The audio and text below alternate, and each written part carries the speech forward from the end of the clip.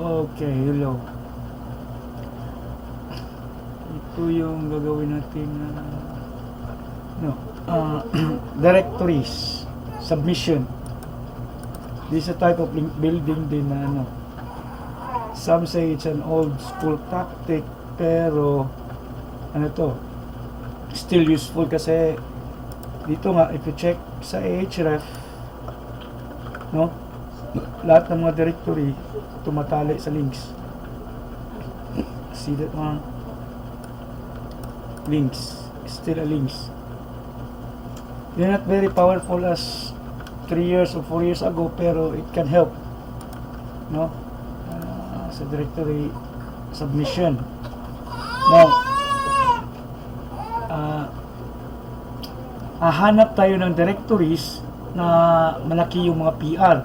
Even though PR0 okay yun, pero much better kung nasa PR5 to from 1, 2, 3, 4, 5 or pataas, no? So, dito sa Directory Critics, ito yung website na ano, maraming mga free directory listing, no? So, this is the website Directory Critic. Punta kayo dito directorycritic.com. So, kita nyo dito directorycritic.com. Punta kayo dito and then go to free directories. Huwag tayo sa paid kasi wala tayong pera sa paid, no? So, pumili kayo dito ng directories. This is a type of link building na ano, tedious siya pero okay naman. Medyo tedious task ito kasi lahat ng mga directory, hindi lang isang directory sa submit nyo. Ano, aabot ng 2,000 directories, more or less 3,000. Say, ilan ba ito? Nasa 500 pa. So, if you're in page 11, nasa ano na to? 500 directories. Basta, ang pagkakaalam ko dito, nasa ano 2,000 plus directories. So, dito kayo kukuha ng mga link, no? Ang pagsasubmit dito ng directories, kumbaga, example, kunin nyo to si A1 web directory. Click that one, pupunta ka dito sa A1 web directory. Now, lahat ng directories may mga submission button yan.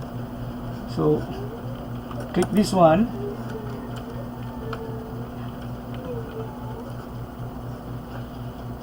Pagkatapos yan, select ka ng category. Very important to kasi dito natin i-categorize yung website natin. Wrong category, kung wrong yung category na ilalagay natin, mahirap yun. So, example, ano to si yung Granny Flats home. Click natin yung home. Ano ba? Home improvement. Yes, home improvement. So, go to step 2. Free. Ito, free. So, go to step 3.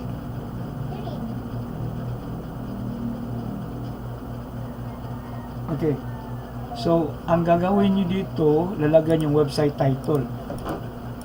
Very important ang ilagay nyo dito yung pwede keyword or title tag ng website. Now, paano how you will get the title tag, ito gagawin nyo.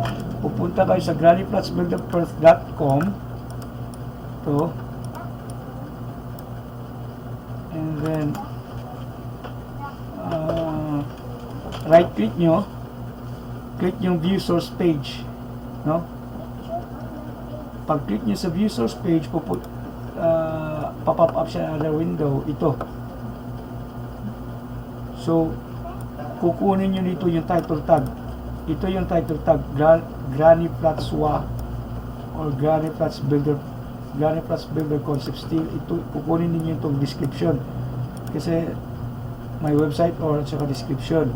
So, website title. So, lagay nyo diyan sa notepad, title tag, Granny Flats, description, ito. For example,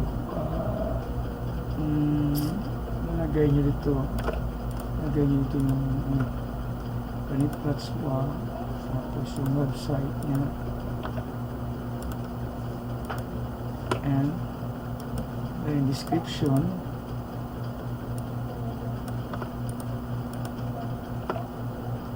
Submitters name, ano bang pangalan, Kim or Michael? Let's say Nick Smith. Email ad, yung bogus na email ad ang gamitin nyo or yung email ad na ginawa nyo para sa yung link building task, no? So click this one, I have read, understand, and then continue.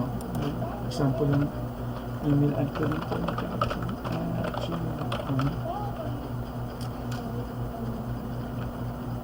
continue. So submit waiting approval, no? So pwede nyo na masubmit yan. So punta kayo sa Excel, and then same, make a report.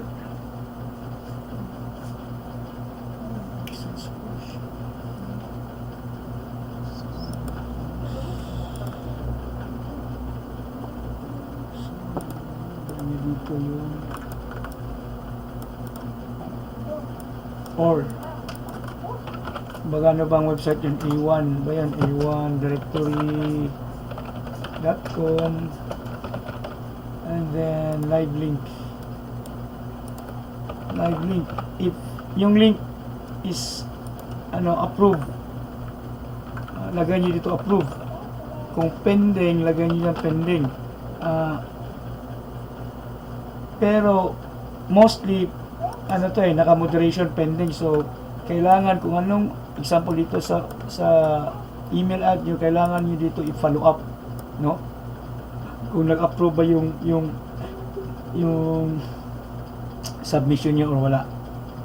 May ibang technique din dito yung ilagay mo dito sa website title, instead itong title tag na nandito sa website, pwede yung keyword, example Granny Flats Design or Granny Flats Perth lang ang i-title ko dito, no? Then website or the site description. Kasi dito kumbaga itong relevant directory.biz, ito Granny Flats Perth WA, bagong directory ito, bago ito nag-link build kami dito, so directory submission yung inuna ni Tessa. So ito yung keyword na ginamit niya, Granny Flats WA, no? So ayan, marami dito yung directories na pagpilian nyo. Ang nandito sa directory, once yung website na submit, di na siya pwede mag-double submission. So kumbaga si Aria or si Yuri tsaka si Lorilyn, na lang, kumbaga sa inyo, sino bang ikaw kukuha sa page 1 na to, sa page 2, pero maraming maraming directories. So if example nandito ka sa free web directories at tingin nyo yung directory nagsasabi na this site is already submitted, so proceed. So find another directories again. So kung ako, this is a 2,000 directories, imagine, no?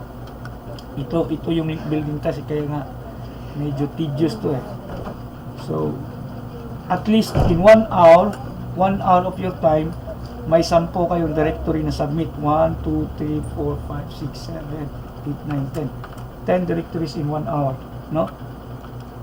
So if you have any questions, just contact me. Okay?